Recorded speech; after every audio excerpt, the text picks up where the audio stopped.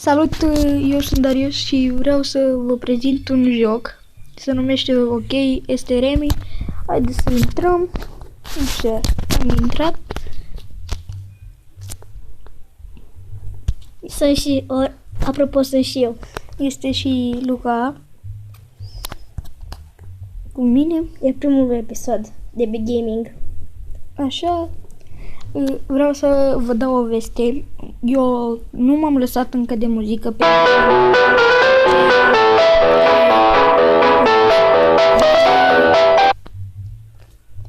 Dar o să vă promit că ce instrument o să-mi iau, o să vi-l arăt și eu. Stai că mi-a intrat în mopizem. Când să-l descarc din nou. Lăsați-mă, vreau să joc.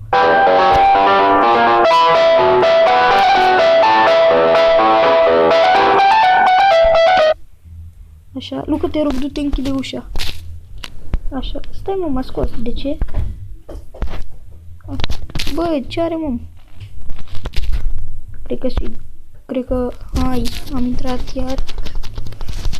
Asta mă enervează la telefonul ăsta, vreau să-mi iau gen ceva G6 sau G8. Se face de râs acum. Ce te faci de râs acum? Încurajă, dacă vrei să-l încurajați, dați un like și un subscribe. Dați un follow pe TikTok. Pe Facebook, ai Facebook? Da, de ce? Păi spune cum te cheamă, că de lumea acolo. Mă cheamă Darius Gabriel și vreau să vă văd. Se încarcă cam greu, cred.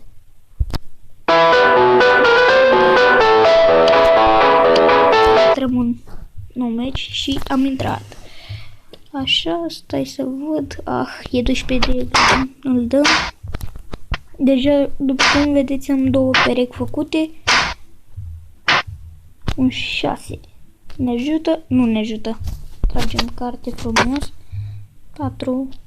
Nu ne ajută că am deja un 4. Lasă. Că poate să ne ajute la ceva. Sper să îmi pice un 3 de roșu. Nu carte. Dar după cum vedeți, mă enervează aceștia care spun poze foarte, foarte ciudate. Uite, ne trebuie aici și dăm un 6. Apoi să joc și eu. Luca e abia începător. Nu știu să joc. Vă promit că peste mine o să vă facem un videoclip de Brawl Stars. Nu? Da. Dar să nu dezvălui că e începător. Eu sunt expert. Așa, și pun 15-le acesta aici. Ne așteptăm la... Nu că n-avem 10, așa că tragem. Avem un 10, dar este de roșu și nu prea ne ajută.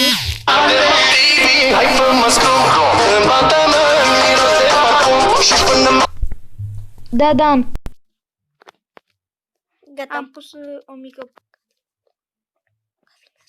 Așa. Ne trebuie un 11 sau un 3 de roșu. Dacă suntem să dăm carte, am dat. Dacă știți, el joacă multiplayer. Joacă Remi, dar multiplayer. Nu, că nu avem ce face. 12. Ne. Sau... Uite, încă o pereche. Dăm aici. Punem aici. Și nu, invers. 8. Este cam dificil pentru că mai avem un 8. 5. Dacă am avea un 3, am putea să facem gen așa. Stai ca să dau. Și așa. Da, ține multă meci de asta? De fapt. Ține multă meci de asta? Nu, până bate cineva. Așa. Băgăm deja la 4 minute. Așa. Uite, putem să facem și așa și punem aici sus sau nu, că am echipa formată. Lasă-i că mai ne-am o să așteptăm. Aici contează. Nu am ce carte să dau jos, așa că dau un 1. Bravo, fetele Juni. Așa, da. Fata asta Ramona Rana sau nu știu ce nume își pune ăștia, frate. Deci este cei mai handicapați oameni pe care i-am văzut. Așa. Așa că nu e frumos. Îmi cer scuze dacă vedeți videoul acesta și vreau să continui meciul. 10. Da, uite aici, încă o formație. Da, acesta.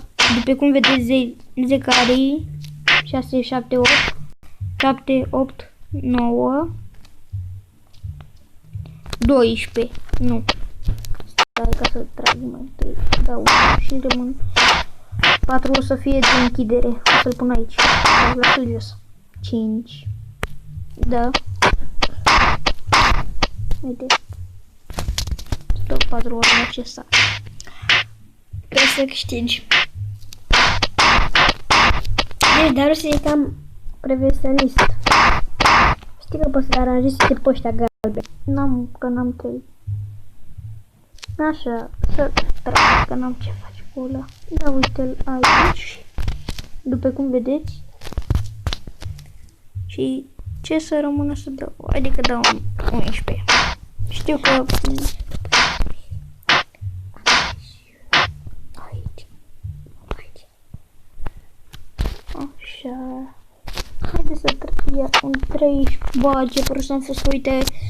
Bă, frate, eu când am 11, gen să formez și o pereche, nu îmi dă cartea respectivă și dacă dau cartea aceea jos, mi-o dă 9. După cum v-am spus. Să nu că și mie o pereche. Cine a câștigat? Eu. Ai câștigat? Da, după cum vedeți, i-am bătut. Am mai rândul meu, nu? Haide, frate, deci mai... Așa, stai să ne uităm, să oprim sunetul acesta că este enervant.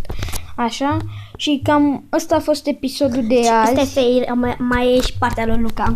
Haide, Luca, că o să fii cam... Ok, deci cam atât, fraților. Deci cam atât, pa, pa!